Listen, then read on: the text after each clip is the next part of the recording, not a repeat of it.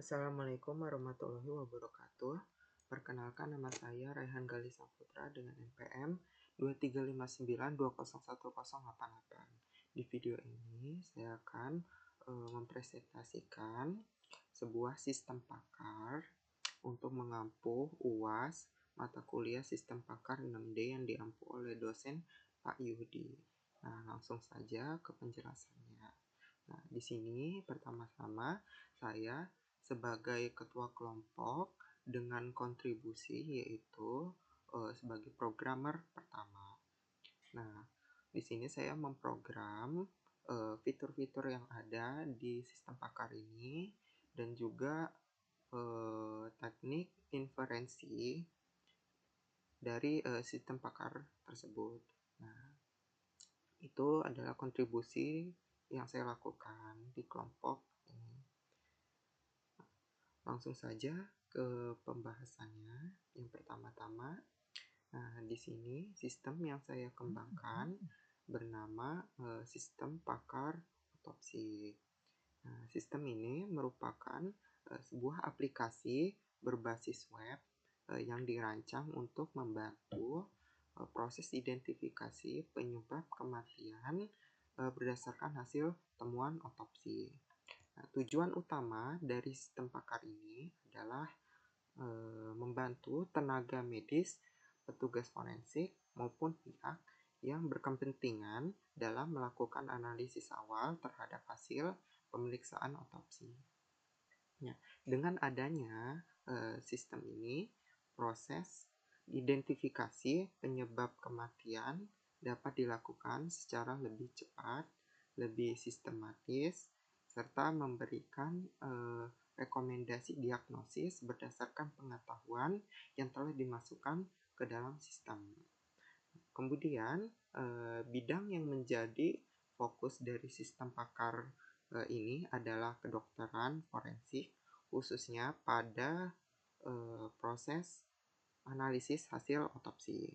Nah, kemudian permasalahan yang ingin diselesaikan adalah proses identifikasi penyebab kematian yang sering kali memerlukan pengalaman dan pengetahuan dari seorang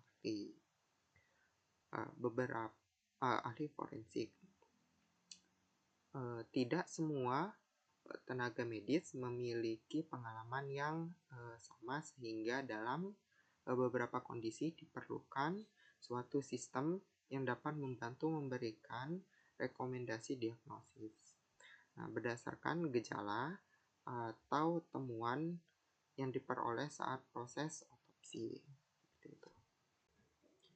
Nah, pada sistem pakar ini, saya menggunakan metode inferensi forward chaining sebagai metode utama. Forward chaining merupakan metode penalaran yang bekerja dari fakta menuju kesimpulan. Artinya, sistem akan memulai proses dari data atau temuan otopsi yang dipilih oleh pengguna atau dokter forensik, seperti itu. Nah, selanjutnya sistem akan mencocokkan setiap temuan tersebut dengan aturan-aturan atau rule yang telah disusun dalam basis pengetahuan hingga diperoleh diagnosis yang paling sesuai. Nah, selain menggunakan metode inferensi forward chaining, sistem ini juga menerapkan metode certainty factor sebagai teknik tambahan. Nah, metode certainty factor ini digunakan untuk menghitung tingkat keyakinan terhadap setiap hasil diagnosa. Nah, dengan demikian, sistem tidak hanya menampilkan kemungkinan penyebab kematian, tetapi juga memberikan nilai persentase keyakinan berdasarkan kombinasi bobot dari setiap temuan otopsi yang dipilih pengguna. Nah, hal ini membuat hasil diagnosis menjadi lebih informatif karena pengguna dapat mengetahui seberapa besar tingkat kepercayaan terhadap rekomendasi yang diberikan oleh sistem. Nah, seperti itu metode atau teknik inferensi yang digunakan oleh sistem pakar ini. Dalam pengembangannya, sistem pakar ini dibangun menggunakan bahasa pemrograman PHP sebagai bahasa utama pada sistem pakar tersebut. Nah, framework yang digunakan adalah kode Igniture 4. Nah, karena framework ini menerapkan pola arsitektur MVC atau model view controller, sehingga memindahkan proses pengembangan, pemeliharaan, dan pengelolaan kode program. Untuk menyimpan data, digunakan database MySQL. Nah, sedangkan antarmuka sistem dirancang agar mudah digunakan sehingga pengguna dapat melakukan konsultasi seperti melihat hasil diagnosis serta mengelola data melalui halaman sistem pakar tersebut dengan lebih efisien. Nah, seperti itulah penjelasan atau latar belakang mengenai sistem pakar yang saya presentasikan. Nah, berikutnya di sini saya akan memberitahu atau menunjukkan fitur-fitur apa yang digunakan atau yang ada di dalam sistem pakar ini, serta menunjukkan bagaimana cara menggunakan sistem pakar ini. Langsung saja ke pembahasannya. Cara kerja sistem pakar ini saya akan menjelaskannya. Pertama-tama di sini ada beberapa halaman yang tersedia pada sistem pakar ini. Yang pertama di sini ada dashboard seperti yang dilihat. Kemudian yang kedua ada data temuan otopsi. Nah, ketiga ada data penyebab kematian. Keempat ada basis pengetahuan. Kelima ada pemeriksaan otopsi. Dan terakhir yaitu hasil diagnosa. Nah, ini nanti saya akan menjelaskannya secara satu persatu secara eksplisit. Namun yang pertama-tama di sini yang akan saya jelaskan adalah bagian dashboard. Nah, untuk UI-nya seperti ini. Di sini ada menampilkan 4 card, yaitu yang pertama total kasus. Di sini menampilkan data dari hasil pemeriksaan otopsi. Maksudnya di sini setelah melakukan pemeriksaan otopsi, di sini keluarlah hasil diagnosa. Nah, hasil diagnosa ini adalah kasus yang sudah diproses. Jadi di sini baru ada satu kasus. Kemudian yang kedua ada total gejala. Jadi di sini maksudnya adalah gejala pada temuan dari kasus yang ada di data temuan otopsi. Jadi di satu mayat itu ada beberapa gejala atau yang nampak di tubuh tersebut. Nah, di dalamnya di sistem pakar ini sudah ada 30 data yang bisa ditemukan pada kasus-kasus saat pemeriksaan otopsi.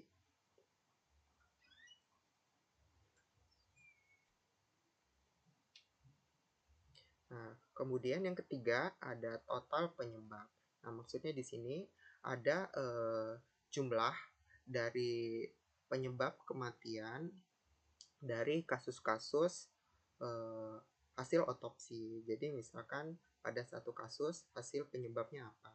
Jadi di dalam sistem pakar ini ada jumlah totalnya 12 penyebab kematian. Nah, kemudian berikutnya adalah total diagnosa. Jadi pada satu kasus hasil dari otopsi bisa saja ditemukan ada 2 diagnosa dari penyebab kematian tersebut. Nah, nanti dari 2 diagnosa ini teknik dari certainty itu akan berjalan. Jadi ada beberapa persen kemungkinan dari penyebab kematian ini yang paling tinggi itu apa, dan yang paling tertinggi itulah hasil dari pemeriksaan atau hasil utama dari pemeriksaan. Jadi ditemukanlah penyebab kematiannya apa, seperti itu. Nah, berikut adalah kode program dari halaman dashboard tadi. Nah, di sini ada function indexnya. Nah, bagaimana cara menampilkan total kasus di dashboard tadi? Jadi di sini ada total kasus dari database, dari tabel konsultasi.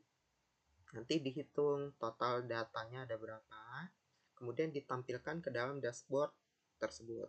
Di sini ada total gejalanya, total penyebab, dan total diagnosa. Seperti itu. Nah, setelah menjelaskan dashboard, kita pergi ke halaman berikutnya, yaitu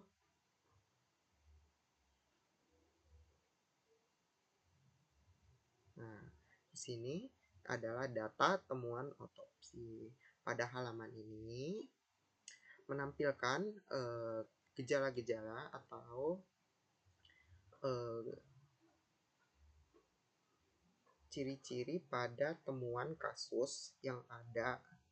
Misalnya, pada satu kasus terdapat jantung membesar.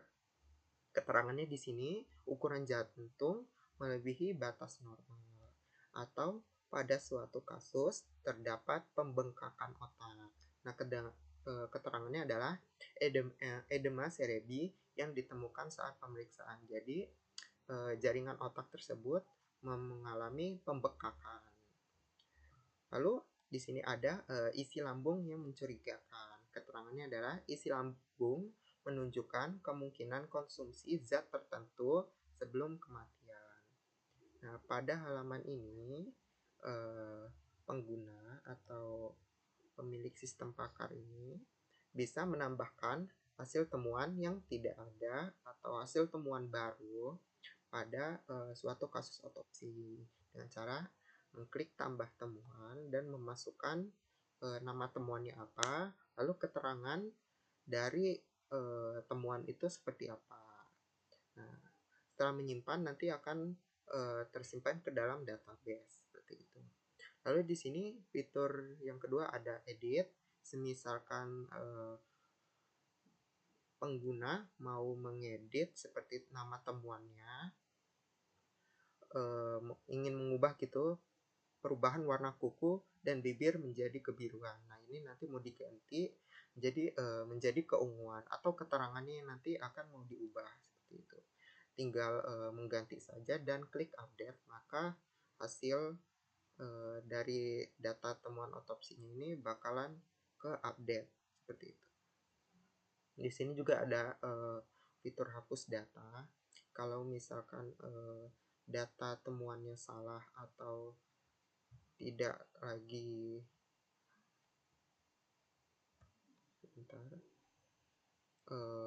tidak lagi dibutuhkan, bisa dihapus. Nah, seperti itu.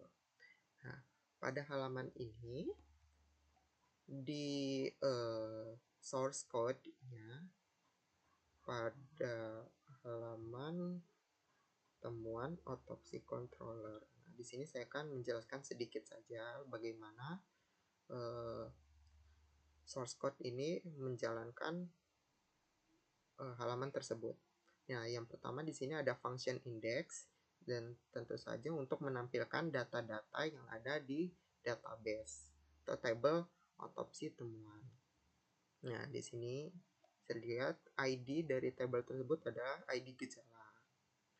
Nah, dengan dari ID gejala ini dapat menampilkan data-data yang terkait dari ID tersebut. Nah, kemudian di sini ada function store. Fungsinya di sini adalah untuk menambahkan. Jadi kalau mau menambahkan data, nah function inilah fungsi kegunaannya. Kemudian ada function update. Di sini untuk mengupdate data-data yang ada di halaman temuan otopsi tadi atau data gejala. Kemudian di sini ada function delete untuk menghapus data yang ada di halaman tersebut. Kita kembali ke sistem pakar. Sini saya sudah menjelaskan dashboard dan data temuan otopsi. Kemudian berikutnya adalah data dari penyebab kematian. Nah, pada halaman ini memunculkan sebuah tabel data dari contohnya suatu kasus dengan nama penyebab. Kita ambil contoh, di sini ada cedera multi organ. Nah, deskripsi dari penyebab kematian tersebut adalah temuan menunjukkan adanya kerusakan pada lebih dari satu organ vital akibat trauma berat. Nah, rekomendasi yang dilakukan di sini menunjukkan melakukan pemeriksaan sistematis terhadap seluruh organ. Tentukan organ yang mengalami cedera paling berat dan korelasikan dengan mekanisme trauma. Jadi, misalkan pada suatu kasus terdapat kerusakan vital pada organ. Nah, hal yang dilakukan pada otopsi tersebut adalah melakukan pemeriksaan penyeluruh terhadap organ yang memiliki trauma berat. Di sini maksudnya adalah misalkan pada organ tertentu mengalami pembekakan atau dia mengalami kebiruan atau bahkan luka seperti itu. Nah, halaman ini mempunyai fitur seperti tambah penyebab, sama seperti pada halaman data temuan otopsi, yaitu untuk berfungsi sebagai menambah data pada halaman data penyebab kematian ini. Nah, tinggal tekan saja tombolnya, lalu masukkan nama penyebab, deskripsi, atau kemudian rekomendasinya. Seperti itu. Nah, kemudian fitur yang kedua ada update. Misalkan ada perubahan dari rekomendasi yang diberikan atau deskripsi dari nama penyebabnya, tinggal gunakan fitur ini. Jadi tinggal untuk mengganti data dari halaman tersebut seperti itu. Nah, berikutnya ada fitur hapus data. Nah, sama seperti halaman sebelumnya, jika datanya sudah tidak relevan atau sudah tidak digunakan lagi, tinggal tekan saja tombol hapus ini, maka data tersebut akan terhapus seperti itu. Nah, berikutnya di sini saya akan menjelaskan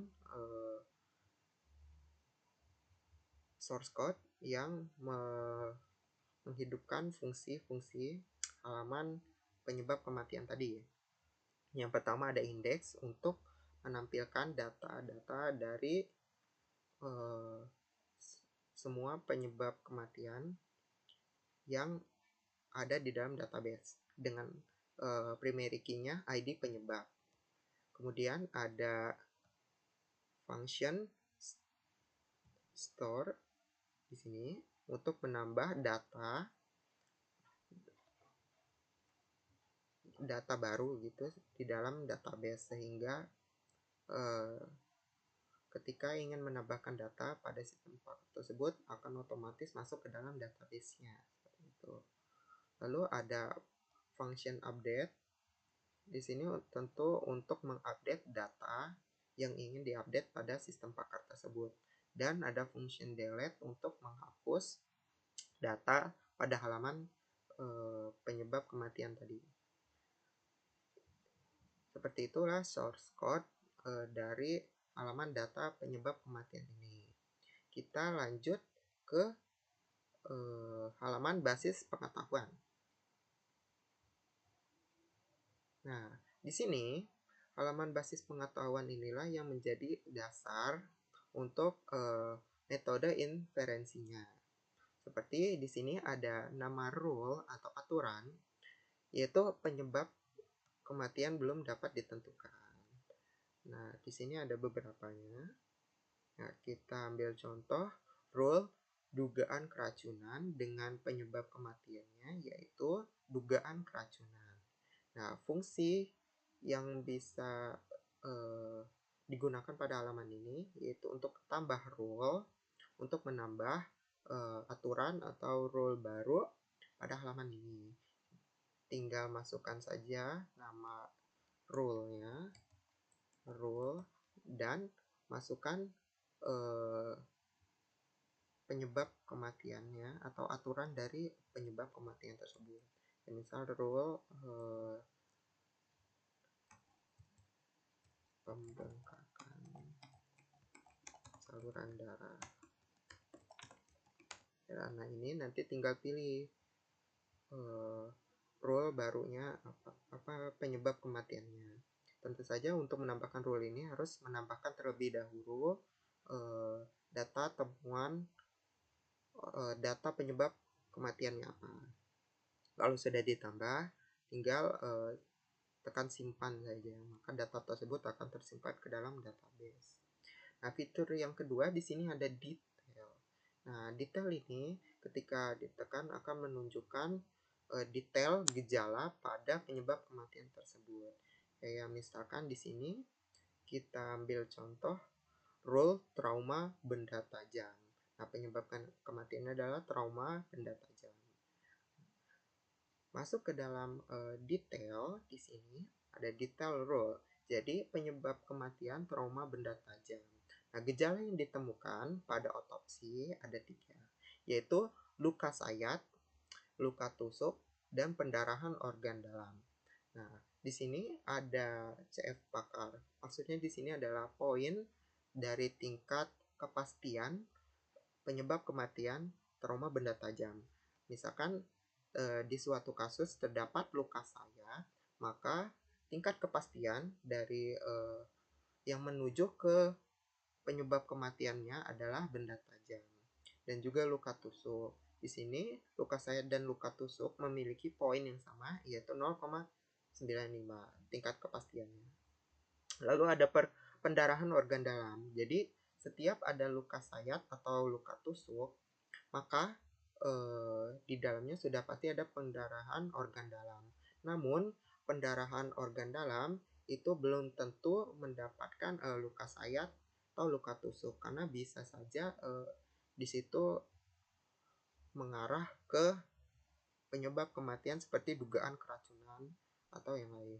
Nah, di sini pada detail dari basis pengetahuan bisa ditambah juga, kayak misalkan pada trauma benda tajam ingin menambahkan penemuan.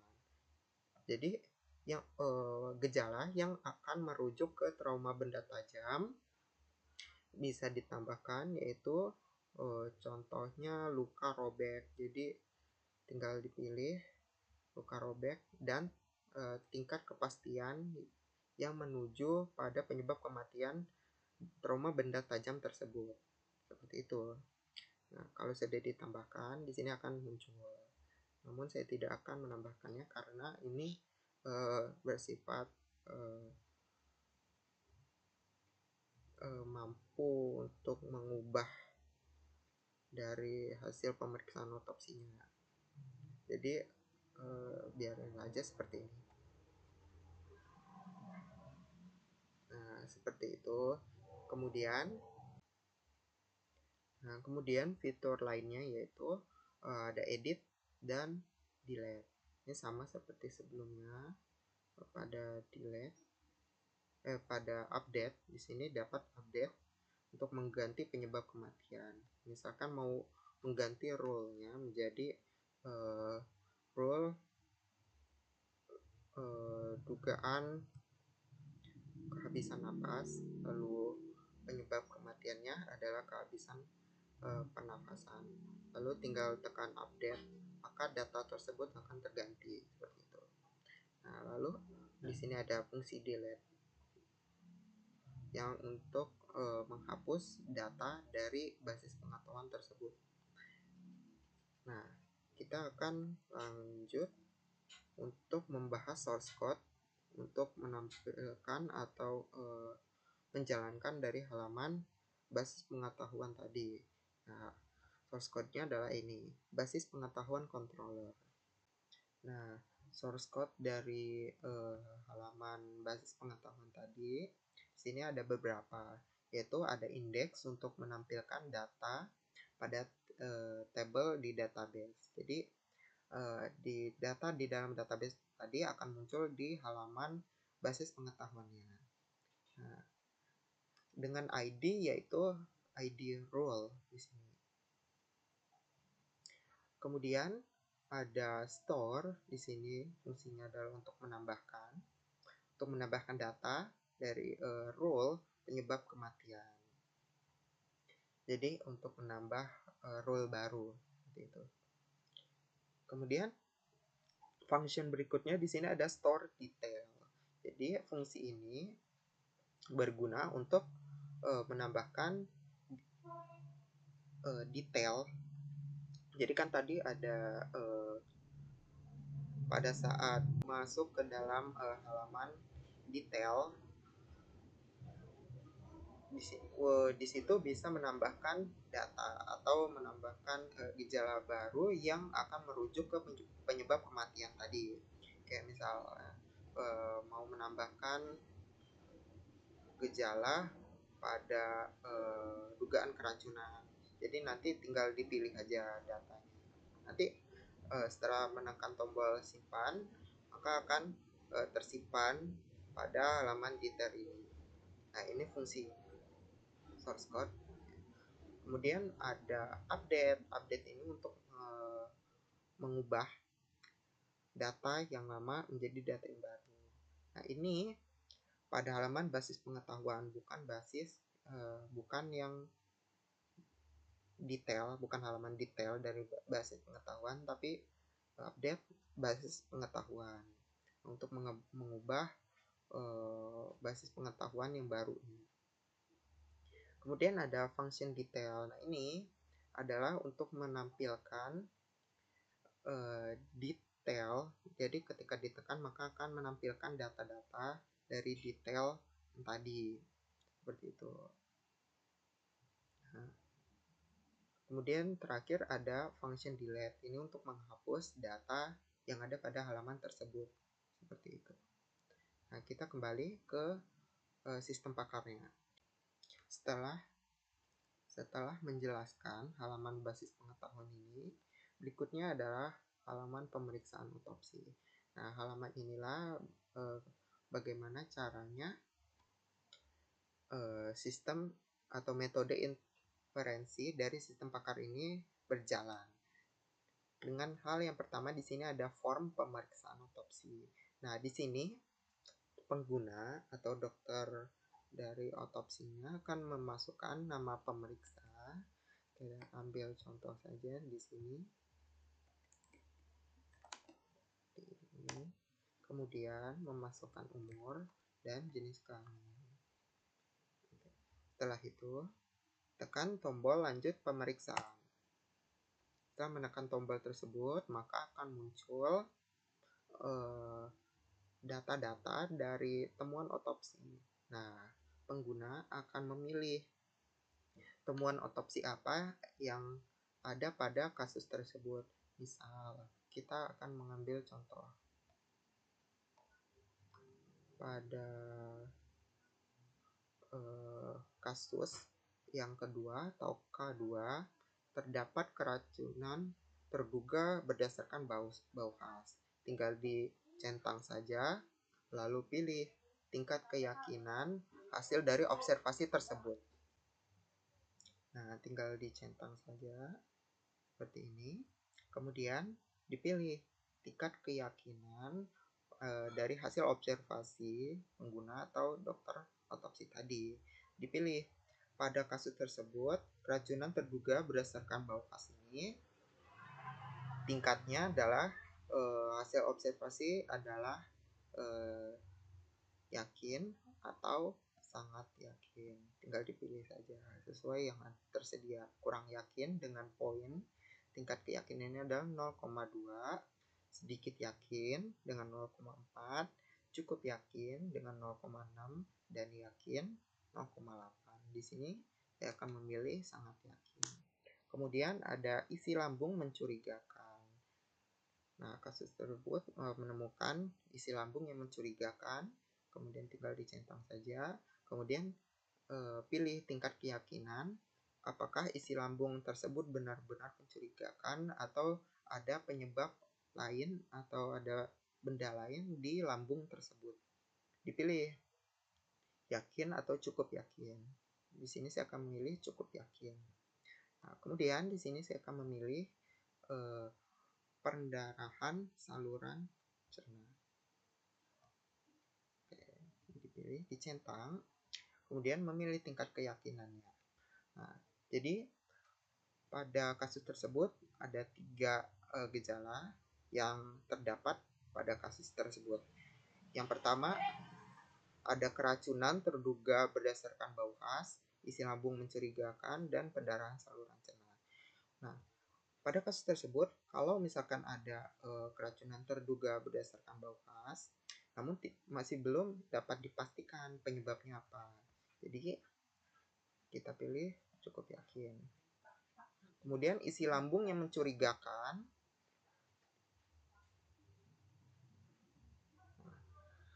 Jadi pada kasus tersebut ada keracunan, ada bau khasnya, kemudian ada isi lambung mencurigakan. Nah, ini bisa dilihat apakah kasus tersebut benar-benar terdapat racun pada lambung tersebut atau ada penyebab hal lain.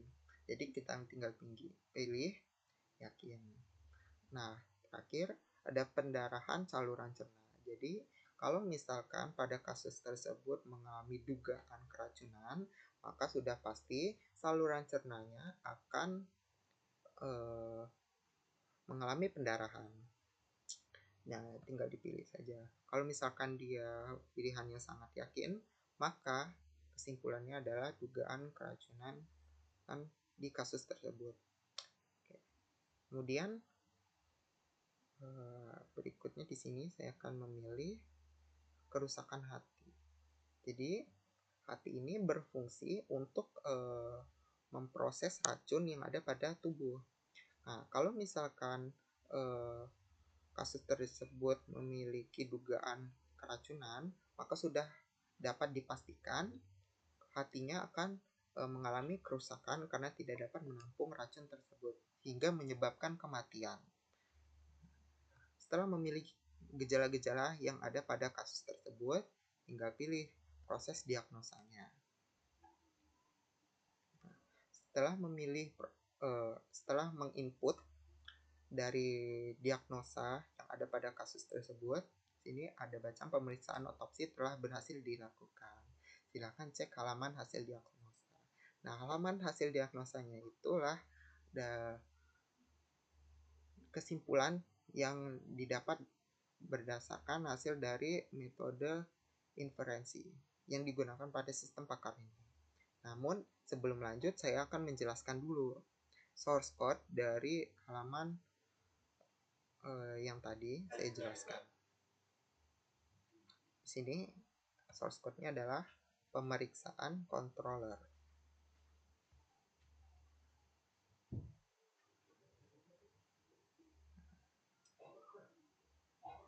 Di sini ada indeksnya untuk menampilkan form tadi. Kemudian ada store untuk menambahkan ke dalam database data pengguna yang akan melakukan otopsi tadi. Lalu ada function temuan untuk menampilkan setelah memasukkan formulir tadi muncul beberapa temuan-temuan otopsi. Nah, inilah functionnya. Kemudian ada function proses diagnosa. Nah, proses diagnosa inilah setelah memilih dari temuan-temuan otopsi tadi, function ini akan menjalankan forward chaining pada sistem pakar tersebut. Nah, seperti inilah source code-nya yang berfungsi untuk menjalankan sistem pakarnya tadi dengan logika if dan else seperti itu. Nah, nanti hasil diagnosanya akan muncul role penyebab dengan dari tingkat keyakinannya dan hasil presentase kemungkinan penyebab kematian tersebut. Lalu di sini ada program untuk menyimpan tabel dari hasil diagnosa tadi ke dalam tabel tabel diagnosa tadi ke dalam hasil diagnosa. Inilah kode program yang menjalankan fungsi tersebut. Seperti itu. Di sini ada function forward chaining-nya seperti ini. Nah, di sini gejala yang dipilih user setelah user memilih ini, fungsi ini akan berfungsi. Lalu di sini untuk seluruh role-nya, dan di sini ada untuk mengecek apakah gejala role ada di gejala user. Seperti itu. Nah, itu saja penjelasan pada halaman ini. Kemudian di sini berikutnya kita akan mengecek hasil diagnosa dari otopsi atau yang sudah kita masukkan tadi. Nah, pada halaman ini akan menunjukkan, nah tadi kita adalah yang dimasukkan adalah data K2. Nah, pada hasil diagnosa ini ada data dari pemeriksa atau yang melakukan otopsi, ada tanggal pemeriksaannya, dan di sini ada hasil dari otopsinya. Nah, bisa dilihat di sini, kita lihat detail, maka masuk ke detail hasil diagnosa. Nah, di sini ada temuan otopsinya dengan tingkat keyakinan yang sudah dipilih oleh pengguna yang melakukan otopsi tadi. Ada tingkat keyakinannya yaitu 0,6, 0,8, lalu ada 1 dan 1. Nah, di sini ada dugaan keracunan. Jadi dugaan keracunan ini temuan mengarah pada kemungkinan paparan zat toksik berdasarkan kondisi organ maupun isi lambung. Dengan tingkat keyakinan untuk dugaan keracunan ini pada persentase 97,82%. Jadi total tersebut didapatkan dari hasil menyeluruh dari tingkat keyakinannya. Jadi di sini ada kesimpulannya yaitu dugaan keracunan. Nah, role yang dipenuhi yaitu seperti yang dilakukan sebelumnya. Role yang terpenuhi adalah role dugaan keracunan. Seperti ini. Jadi tingkat pada dugaan keracunan adalah keracunan berdasarkan bau khasnya, ada isi lambung yang mencurigakan, dan pendarahan pada saluran cerna. Lalu ada rekomendasi pemeriksaan forensiknya. Jadi langkah tepat apa yang dilakukan untuk pemeriksaan forensik tadi, seperti lakukan pengambilan sampel darah, urin, isi lambung, hati, dan jaringan lain yang diperlukan untuk pemeriksaan toksikologi laboratorium. Seperti itu. Nah, bagaimana kalau misalkan diagnosa atau temuan dari otopsi yang dilakukan ini mengarah pada dua penyebab kematian. Nah, di sini kita ambil contoh dugaan keracunan dari kasus yang pertama. Yaitu di sini ada banyak gejala yang ditemukan pada suatu kasus. Ada lebam mayat, livor mortis, ada kaku mayat, rigor mortis, keracunan terduga berdasarkan bau khas, isi lambung yang mencurigakan, perdarahan saluran cerna, kerusakan hati, dan tanda pembusukan lanjut. Nah, pada temuan otopsi ini ada tingkat keyakinannya seperti yang ada pada tabel ini.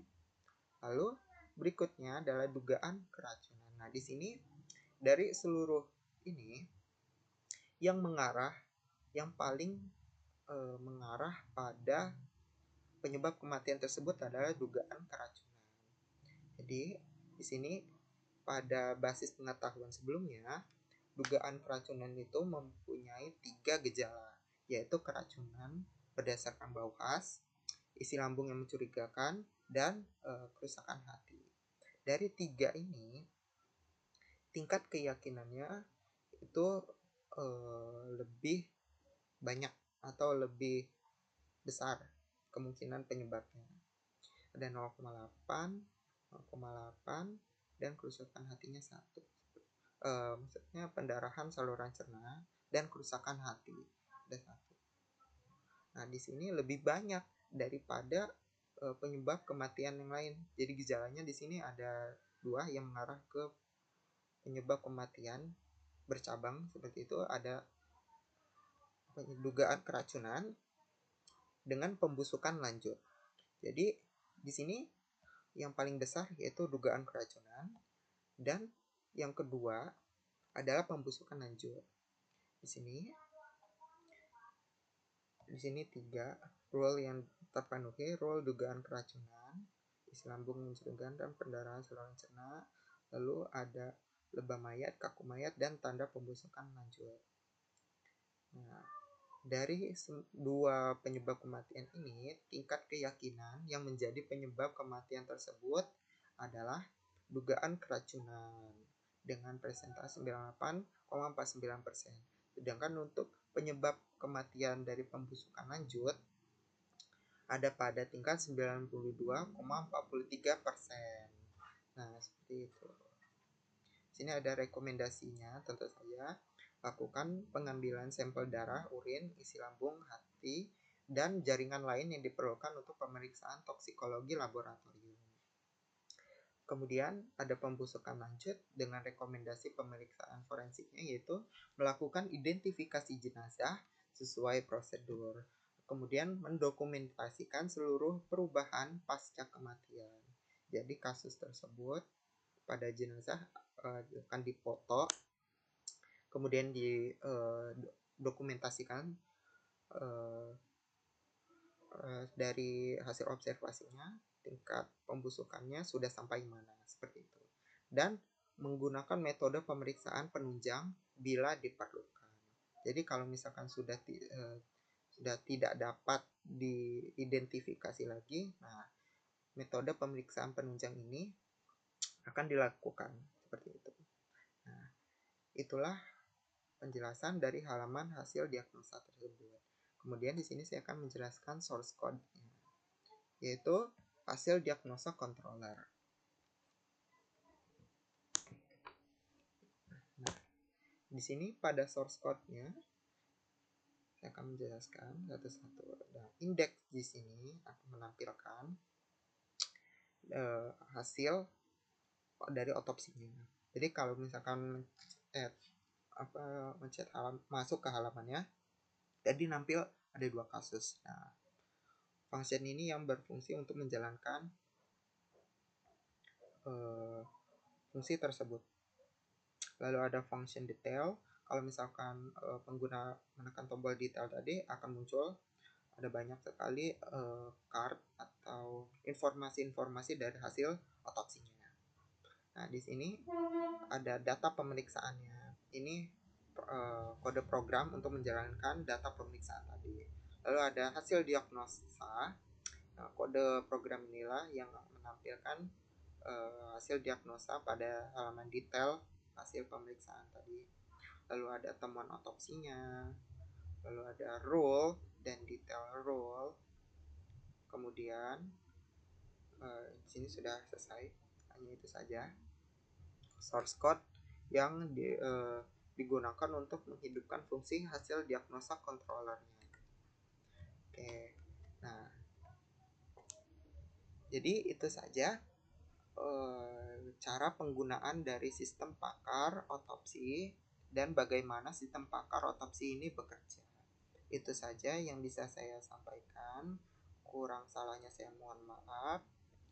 Saya akhiri. Wassalamualaikum warahmatullahi wabarakatuh.